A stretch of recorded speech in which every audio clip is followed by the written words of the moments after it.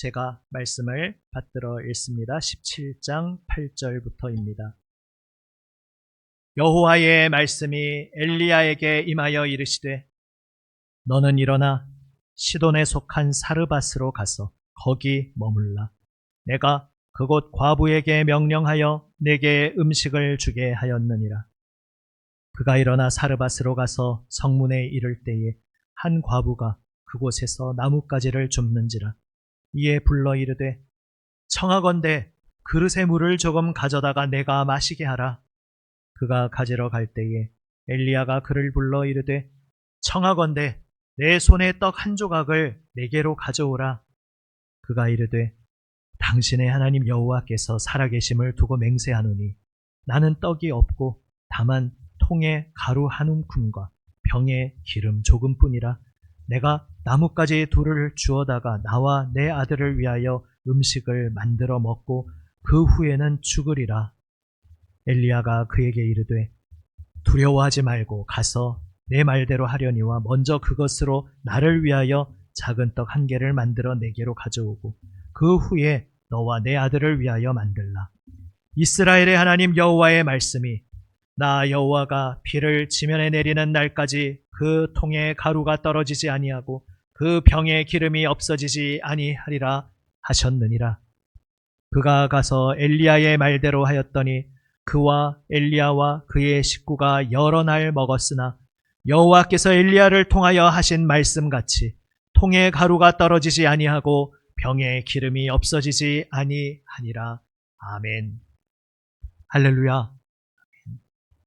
우리의 삶을 우리 주님께서 인도하심을 오늘 다시 한번 믿음으로 고백하며 주님 말씀 사모하며 이 시간 엎드림 속에 나에게 말씀하여 주시는 주님 생명 말씀으로 새롭게 하심을 그 크신 은혜의 손길을 경험하는 우리 모두가 되시기를 주님의 이름으로 축복합니다. 아멘. 오늘 이야기, 엘리야의 이야기 가운데 비교적 잘 알려진 이야기입니다. 특별히 수요일에 이제 말씀 묵상 훈련으로 나오신 분은 얼마 전에 보셨기에 또 친숙하신 말씀일 것입니다. 말하자면 그냥 설교를 통해서 듣는 것보다도 내가 직접 읽어보고 묵상했기에 좀 더 나에게 익숙하다는 것은 마치 이런 것이죠. 우리가 세계 아니면 우리 국내에 여러 어떤 유명한 명소, 관광지, 어떤 중요한 장소에 대해 이야기를 들을 때 이런저런 장소 이야기를 들으면서 그 나라에 그런 것도 있구나. 우리나라에 그런 장소도 있구나. 그냥 이렇게 듣다가 딱 눈이 동그랗게 반짝반짝 빛을 내며 떠질 때가 있습니다. 내가 가봤던 곳에 대해서 이야기 나오면은 거긴 나도 가봤는데 하면서 내가 경험했던 이야기와 지금 여기서 그 장소에 대해서 들려주는 이야기가 이제 어떻게 같이 연결이 되는지 눈을 반짝거리며 듣게 되지 않겠습니까? 마치 내가 직접 말씀을 읽고 묵상한다는 것이 그와 같습니다. 그래서 아마 수요일에 또 나와 직접 묵상하셨던 분들에게는 오늘 이 시간이 좀 더 그렇게 눈이 반짝거리는 시간이 되시겠구나 생각됩니다. 이제 말씀드렸던 대로 올해의 주일 설교는 제가 어떤 본문을 정하는 것이 아니라 우리 교회 전체적으로 교회력을 따라서 정해져 있는 본문을 따라서 가고 있는데 이것도 참 나름대로 의미 있는 한 해의 시간이었다 생각이 듭니다. 그런 가운데 이제 오늘 말씀 속에서 내가 이 말씀, 내가 그 말씀의 자리에 직접 내가 발로 밟고 다녀봤다. 지금 고백하시는 분들이나 또 오늘 이 말씀을 처음 혹은 이제 그동안 들으면서 여러 가지 생각해 오셨던 분들에게 오늘 이 시간을 통해 다시 한번 나에게 건네시는 주님의 음성을 듣는 복된 시간 되시기를 주님의 이름으로 축복합니다. 이 이야기에서 질문이 두 가지가 나오게 됩니다. 하나는 왜 하필 이런 질문이고요. 또 하나는 굳이 이렇게까지? 라는 질문입니다. 무슨 이야기입니까? 이제 오늘 본문의 앞뒤의 맥락을 우리가 생각할 필요가 있는데요. 이제 앞에 이야기 아시다시피 그 이스라엘이 남과 북으로 분열되고 역시 불순종으로 인해 그렇게 되었죠. 북이스라엘은 계속해서 왕가가 쭉 이어지는 것이 아니라 2대, 3대 가다가 아니면 그냥 한 대만에 계속해서 쿠데타가 반역이 일어나면서 왕의 가문이 통째로 새롭게 뒤집히는 일들이 계속 일어났습니다. 그런 가운데 오므리라는 자가 또 아주 유력한 장군이었는데 그가 쿠데타를 일으켜서 왕을 없애버리고 자기가 이제 세력을 잡게 됩니다. 그리고 이제 그 새롭게 세워진 왕가의 그 아들 두 번째로 왕위를 이어받은 자가 바로 이 본문 시대의 아합 왕이라는 자입니다. 근데 이 아합 왕은 어떤 사람인가 하면 북이스라엘의 왕은 한 명도 예외 없이 다 하나님 앞에 우상 숭배하고 불순종하는 왕들이었지만 그 모든 왕들 중에서 가장 우상 숭배의 죄악을 심각하게 저지른 그런 왕으로 평가되는 사람입니다. 그 시대에 하나님께서 엘리야라는 선지자를 세우시고 부르십니다. 그리고 이제 오늘 본문 앞에 이야기에서 엘리야가 그 아합 왕 앞에 나타나서 선포합니다. 하나님께서 지금 이 우상 숭배의 죄악을 얼마나 진노함으로 바라보고 계시는지 선포하면서 이제 하나님께서 다시 엘리야 자신을 통해 다시 말씀하실 때까지는 전혀 하늘에서 비가 내리지 않을 것이다. 심지어는 이슬방울 한 방울도 없을 것이다. 라고 선포하고 호련히 사라져 버립니다.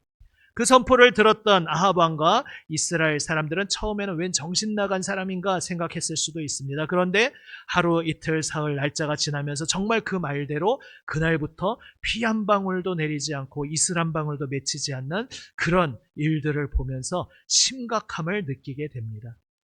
그런데 사람이 참 얼마나 어리석고 악한지 보통 우리가 바깥에서 관찰적인 입장에서 생각해 보면 그쯤 되면은 야, 정말 엘리야가 선포한 여호와 하나님 말씀이 맞구나. 우리가 여호와 하나님을 저버렸었구나. 빨리 그 엘리야 선지자를 찾아서 다시 그 엘리야 선지자를 통해서 우리가 다 하나님께 회개하고 이 자리에서 좀 벗어나야겠다. 이렇게 생각해야 될 터인데 이제 아합 왕은 나중에 보면 어떻게 하고 있습니까?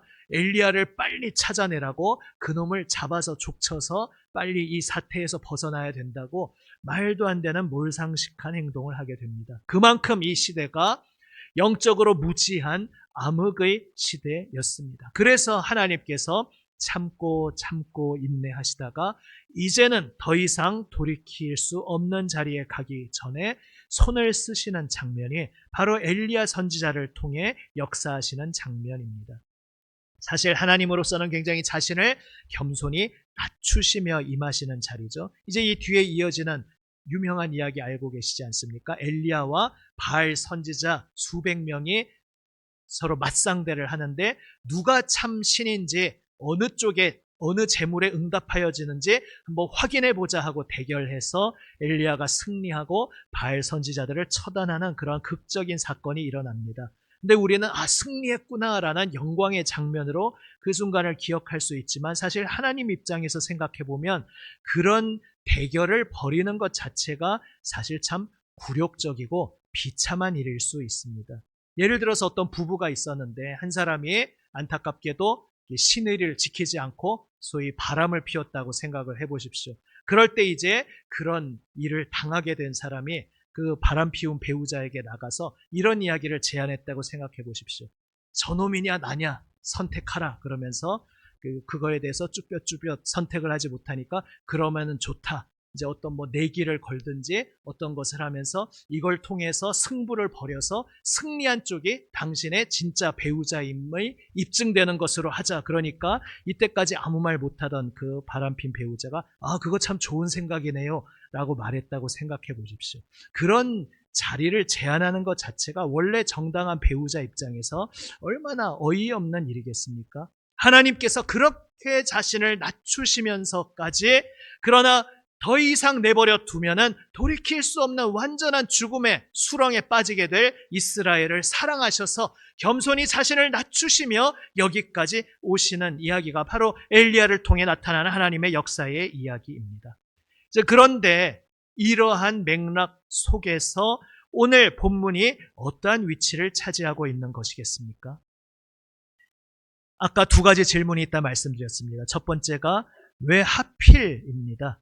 이제 엘리야가 처음에는 호련히 선포를 하고 사라져서 하나님께서 마련하신 그냥 야훼의 은신처에 숨어 있습니다. 그러면 먹을 것이 없는데 까마귀를 통해서 떡과 고기를 물어와서 그것을 먹게 하시고 이제 흐르는 시냇물을 마시며 지내게 하십니다. 하지만 선포한 대로 이제 가뭄이 시작되었으니까 그 시냇물도 곧 말라 보이죠. 그러니까 하나님께서 이제 두 번째 은신처를 제공하시는데 시돈에 속한 사르밧으로 가라 말씀하십니다. 여기서 시돈, 오늘날 말하자면 페니키아 지역인데 시돈이라고 하면 바로 지금 이 북이스라엘을 이 사태로 몰고 간 바알 숭배, 그 우상 숭배의 온상지입니다. 우상 숭배, 그 바알 숭배를 바로 이 시돈에서 수입을 해 온 것입니다. 이 아합 왕의 부인, 왕비가 이세벨이라는 여인이었는데 또 이스라엘 역사 속에서 가장 대표적인 악녀로 이름 높은 여인입니다. 그는 이스라엘 사람이 아니라 이 시돈의 공주였고 이제 이스라엘에 시집 와서 왕비가 되었는데 당연히 자기 고국의 바알 숭배, 우상 숭배를 잔뜩 짊어지고 옵니다. 그래서 이 이세벨에게 끌려다니는 아합 왕이 결국은 이 북이스라엘을 이제 예전에도 금송아지 숭배하면서 금송아지를 가리키면서 이게 여호와다, 이미 그런 우상 숭배가 계속되고 있었지만 이제는 대놓고 여호와 하나님이 아닌 이 바알신을 섬기자라고 하면서 원래 있었던 성전 안에도 다 바알 우상을 집어넣고 바알 신전을 따로 만들고 하는 이스라엘로서는 해서는 안 되는 하나님의 언약 백성으로서 상상도 할 수 없는 끔찍한 일들이 일어나는 암흑의 시대였습니다. 그런데 엘리야를 피신시키면서 바로 그 우상 숭배의 원흉 하필 시돈 땅으로 보내십니다. 그리고 이제 그곳에 한 인물을 준비해 두셔서 그 사람으로 하여금 엘리야가 지낼 수 있도록 거처를 제공하게 하신다고 하는데 그 사람이 어떤 유력한 부자라든지 그런 세력가라든지 이것이 아니라 한 과부 여인이라 말씀하십니다. 고대 사회에서는 사회복지나 이러한 개념도 없었고 그러니까 과부라는 존재는 더 이상 내가 경제적으로 재정적으로 어디 의지할 곳이 없어서 그래서 하나님의 모세 율법에서는 바로 그러한 사람들을 온 백성이 함께 내 가족처럼 함께 보살펴야 한다고 또 명령하지 않으셨습니까? 그런 특별한 손길이 없으면은 그냥 꼼짝없이 점점 시들어가는 바로 그런 존재였습니다. 그런데 그렇게 한 과부 여인을 통해 엘리야를 먹이고 지낼 수 있게 예비해 두셨다 말씀하고 있습니다. 왜 하필 우상숭배의 원흉 그곳에서도 가장 경제적으로 핍절한 한 사람을 택하셨을까 궁금하게 됩니다. 그리고서 이제 그 사람에게 나아갔는데 그러면 그 과부 여인에게 어떤 특별한 기적을 보여주신다든지 미리 준비를 시키셔서 하게 하는 게 아니라 그냥 어떻게 보면 다짜고짜 만나게 하십니다. 처음에는 물 좀 떠다 주시오 하니까 여인이 물 뜨는 것은 자기가 불가능한 영역은 아니니까 이제 행합니다. 하지만 생각해보면 그것도 대단한 행동입니다. 이 여인은 지금 정말 버티다가 마지막 딱 한 끼도 채 되지 않는 아주 약간의 식량만 남은 상태에서 요거 먹고 나면 그 다음에 이제 꼼짝없이 나와 아들은 굶어 죽는 것만 기다리겠구나 이러한 비참한 마음 가운데 마지막 식사를 준비하기 위해 땔감, 나뭇가지 주우러 나온 길이었습니다. 우리도 그렇지 않습니까? 인생에서 내가 너무 힘들거나 심각한 일이 있는데 옆 사람이 와서 뭔가를 부탁을 했다고 생각해 보십시오. 그런데 그 부탁이 내가 들어줄 수 있는 충분히 할 수 있는 그러한 영역의 것이라 해도 내가 지금 너무 힘들고 내가 너무 그런 경황이 아닌데 내 속도 모르고 그런 부탁을 하면 나 지금 그럴 정신이 아니야. 내가 그럴 형편이 아니야. 좀 다른 사람한테 가서 부탁해 라고 하지 않겠습니까? 그러나 여인은 그냥 기꺼이 물을 뜨러 달려갑니다. 그런데 이제 그 발걸음을 멈추며 엘리야가 추가 요청을 하죠. 떡 한 조각 좀 나에게 주시오. 고대 사회에서 이 요청 자체는 무례하거나 이상한 것은 아니었습니다. 이스라엘도 그랬지만 그 인근의 모든 지역들도 고대 사회에서는 이름도 얼굴도 모르는 생판 낯선 사람이라 할지라도 나그네가 와서 좀 먹을 것을 요청하거나 심지어 좀 잠시 하룻밤 지낼 곳을 요청할 때 그 나그네를 환대하고 이렇게 대접하는 것이 인간의 마땅한 도리라라고 생각하고 있었습니다. 그것까지 사라지면 이제 그 사회는 완전히 막장이구나라는 것이 이제 저 앞에 창세기 소돔과 고모라 같은 곳에서 이제 나타난 현상입니다. 그런 가운데 이제 엘리야가 그 여인에게 떡 한 조각을 달라고 했는데 당시 시대로서는 상식적인 요청이었지만 여인의 처지는 그렇지가 않았습니다. 그러니까 여인이 솔직히 말합니다. 저희 가정은 마지막 남은 한 끼 먹고 지금 이제 죽을 참입니다. 죄송하지만 당신께 대접해드릴 만한 것이 없습니다라는 의미로 대답을 하는데 여기에 굉장히 이기적으로 들리는 것 같은 요청을 엘리야가 하죠. 두려워하지 말아라. 그것 가지고 먼저 나에게 작은 것도 좋다. 작은 떡 하나 나에게 주고 그 다음에 남은 거 먹으라 말합니다.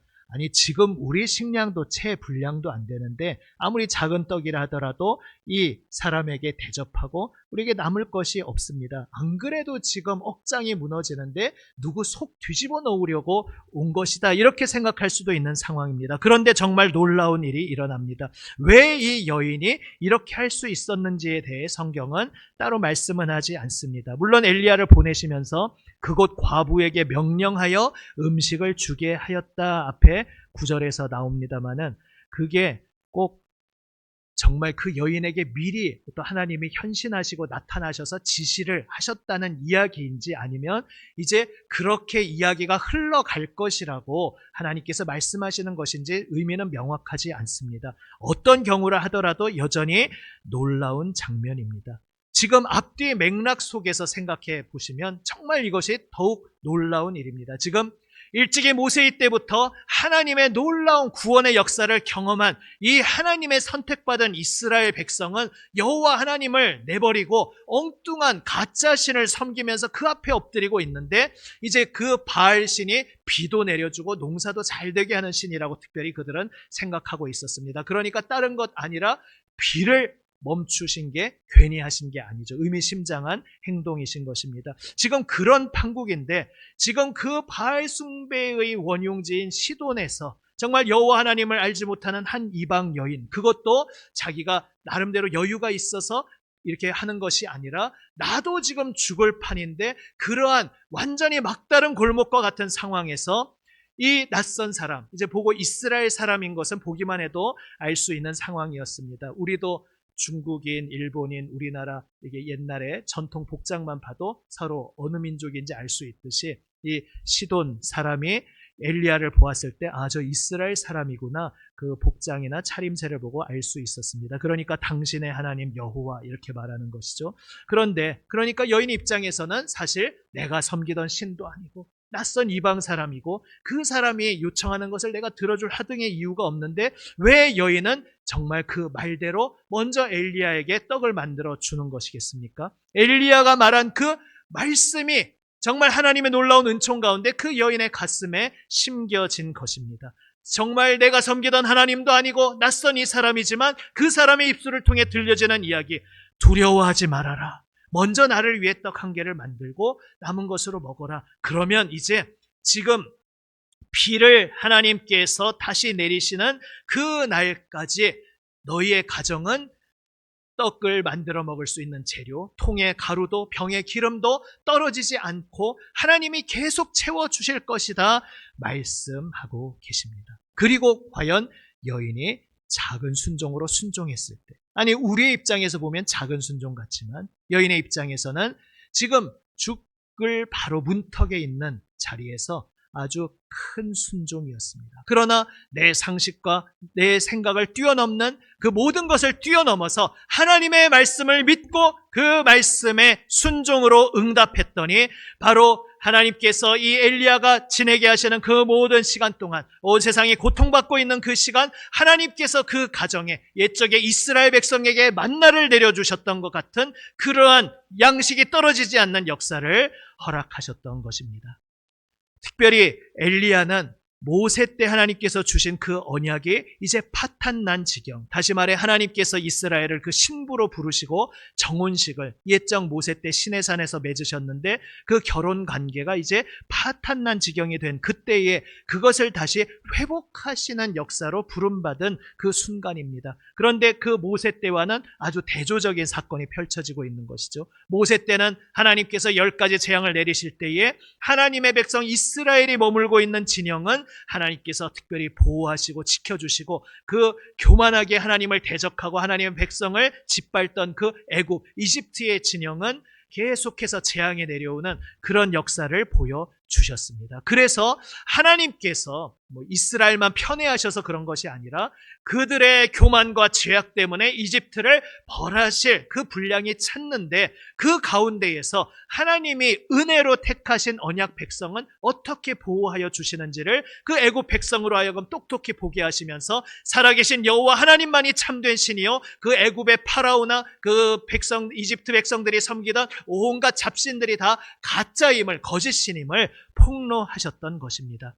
그때는 이스라엘을 특별히 지켜주시는 그러한 역사가 앞에 나타났고 하나님 바깥에 있던 이방인이 하나님의 진노 아래 고통받는 사건이 펼쳐졌는데 어느덧 이 엘리야의 시대에는 오늘 이 본문에서 역전되어 나타나는 것을 보게 됩니다. 그 놀라운 부르심을 받은 언약 백성은 불순종 가운데 불신 가운데 지금 가뭄의 하나님의 진노의 고통을 받고 있는데 그 속에서 오히려 바알 숭배의 원흉주에 있던 한 사람. 그러나 여호와 하나님 말씀에 그 말씀 앞에 내가 아무 공로 없으나 그저 믿음으로 그 말씀에 순종으로 응답했을 때 하나님께서 그 믿음과 순종으로 응답한 가정을 어떻게 특별히 보호하시고 어떻게 특별히 책임져 주시는지를 보여주시는 놀라운 장면인 것입니다. 그러니까 하나님으로서는 마치 이렇게 말씀하고 계신 것입니다. 자신의 언약 백성이 이스라엘을 향해서 이 바보 같은 놈들아, 이 어리석은 나의 자녀들아, 왜 이걸 모르느냐? 이 나를 알지도 못하던 이방 여인이 내 말에 순종해서 정말 죽음의 문턱에 있음에도 불구하고 내 말을 믿고 순종하여 이렇게 따랐을 때에 내가 이렇게 책임져주고 먹여주는 바로 옛적 광야에서 이스라엘 선조들이 경험했던 그 역사를 내가 다 쏟아부어 주려고 예비하고 있는데 왜 참 하나님 너희의 생명되고 소망되는 나를 잊어버리고 나를 저버리고 엉뚱한 데 가서 엉뚱한 거 붙잡고 의지하며 결국 이렇게 스스로를 고통에 빠뜨리고 있느냐? 이 바보 같은 나의 자녀들아, 나의 백성들아, 이 여인을 보고 좀 깨달아라 말씀하시는 것이 바로 오늘 본문의 의미인 것입니다. 주님의 사랑받는 여러분, 우리도 사실 살아가면서 이 여인이 처했던 것 같은 그런 궁지의 상황, 절망의 상황을 맞닥뜨릴 수 있습니다. 정말로 이 여인처럼 죽음의 문턱까지 가는 그러한 절망의 상황도 경험할 수 있고 꼭 그렇지는 않다 할지라도 정말 내 마음속에서 모든 것이 끝난 것 같고 정신없이 그렇게 힘겨운 고통의 시간을 보낼 때가 있을 수 있습니다. 나의 가정, 나의 일터, 삶의 자리가 경제적으로 모든 것이 붕괴된 자리든지 아니면 나나 내 사랑하는 이들이 육체의 어떤 건강의 면에서 정말 사람의 힘으로 어떻게 소망의 끈을 붙잡기가 힘겨운 그런 상황에 처하든지 관계가 참 다 잘 지내면 좋겠는데 사람의 힘으로는 어떻게 도저히 회복할 수 없게 뒤틀리고 꼬인 관계로 다가온다든지 여러 가지 사람의 힘으로는 어떻게 해결할 수 없는 그러한 고통의 순간들을 우리가 겪을 때가 있습니다.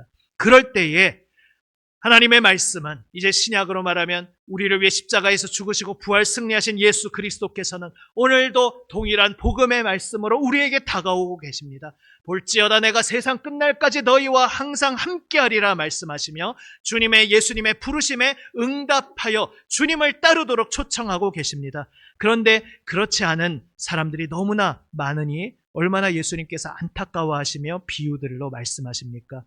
왕이 정말 오기만 하면 성대하게 모든 복을 누릴 수 있는 정말 의리의리한 잔치를 다 마련해 놓고 오기만 하시오 초청장 보냈는데 미리 다 예고도 해놨는데 당일이 되니까 저는 이런 사정이 있어서 제가 지금 신경 쓸 게 많아서 이러면서 잔치를 거절한 그 인생이 얼마나 안타까운 인생인지 주님께서 말씀하십니다. 또 예수님께서 나를 따라오라 부르셨을 때 베드로 안드레, 야고보, 요한처럼 즉시 따른 사람들도 있었지만 주님, 저희 가정사가 지금 좀 있는데 요것만 좀 해결하고 나서 주님 따르겠습니다 하니까 예수님께서 뭐라 말씀하십니까?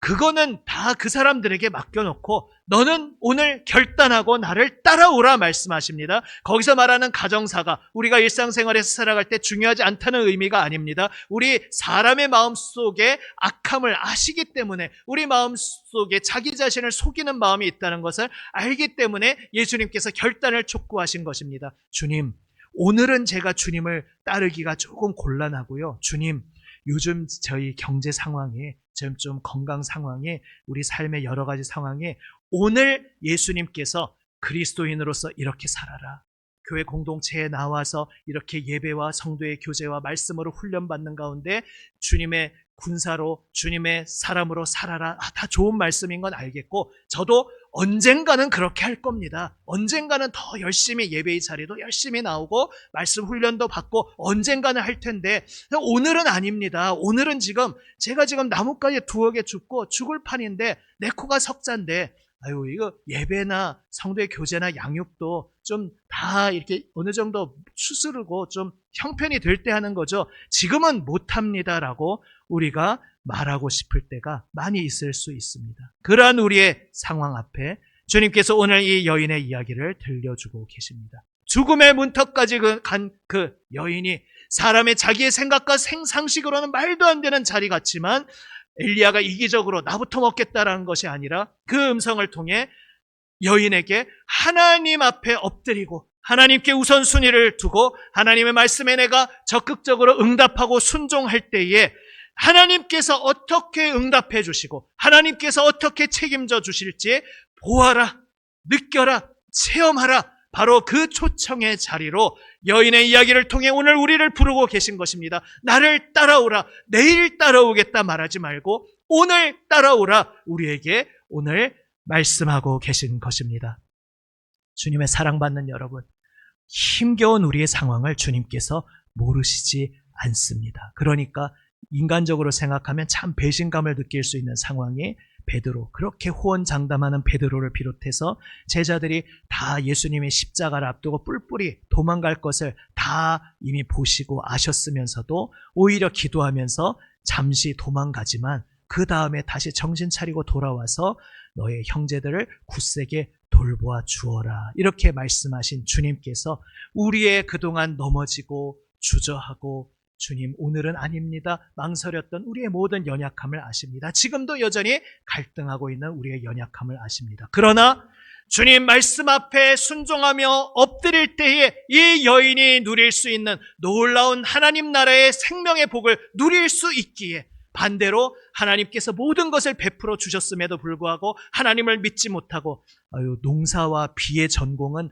바알신이죠, 하나님이 다 전공하시는 건 아니지 않습니까? 이렇게 말하면서 세상 엉뚱한 것 붙잡고 내가 하나님 안 믿는 건 아니에요, 주일에도 예배 드리잖아요. 하지만 이 영역에 있어서는 제가 이 목소리를 붙잡고 이걸 의지하겠습니다라고 말하는 우리에게 주님께서 선택하라 말씀하십니다. 정말로 내 마음을 속이지 아니하고 내가 정말 하나님을 의지하고 하나님 말씀 붙잡고 내 생각과 상식, 나의 지금 형편, 처지, 상황 모든 것을 뛰어넘어서 하나님 말씀 앞에 작은 순종으로, 나에게는 너무나 큰 결단이지만 작은 순종으로 주님 앞에 순종하며 엎드릴 때에 하나님께서 어떻게 응답하시고 채워주시는지 체험하라, 보아라 말씀하시며 그 복을 누리라고 우리를 초청하고 계십니다. 우리의 모든 상황과 처지, 형편을 뛰어넘어서 영원 불변하시는 하나님, 오늘도 언약으로 나를 돌보실, 분명히 확실하게 약속하신 그 하나님의 약속의 말씀을 붙잡고 주님 그리하겠습니다, 제가 모든 상황을 뛰어넘어 주님 말씀에 응답하겠습니다, 나오며 예배의 자리로, 말씀으로 훈련받는 자리로, 성도의 교제와 봉사하는 자리로, 주님과 함께 나의 삶의 자리에서 타협하고 미루어 두었던 모든 자리에서 믿음으로 결단하는 가운데 하나님께서 어떻게 놀랍게 응답하여 주시는지 체험하고 하나님의 놀라운 손길에 붙들려 승리하는 삶을 살아가시는 우리 모두가 되시기를 주님의 이름으로 축복합니다. 기도하시겠습니다. 살아계신 아버지 하나님, 오늘은 아닙니다. 아직은 제 형편이 안 됩니다. 말하며 계속 미루어왔던 저희의 연약함을 아십니다. 주님, 오늘 말씀을 통해 깨닫습니다. 오늘 아니라 내일이라고 말하고 있는 동안은 평생 그 오늘이 결코 오지 않을 것을 두렵고 떨림으로 기억하게 됩니다. 주님, 오늘 지금 나를 따라오라 명하시는 주님 말씀 앞에 주님, 내가 두려움 속에 미뤄두고 제쳐놓고 그렇게 방치해 두었던 것들 이제 주님 앞에 다 가지고 와 주님 손에 맡기게 하여 주시옵소서. 주님께 모두 맡기고 주님을 믿고 우리의 심장, 우리의 마음, 우리의 생명, 우리의 삶을 바쳐 우리를 부르시는 주님의 부르심에 응답하여 주님만 따르게 하여 주시옵소서. 살아계신 우리 구주 예수 그리스도의 이름으로 기도드립니다. 아멘.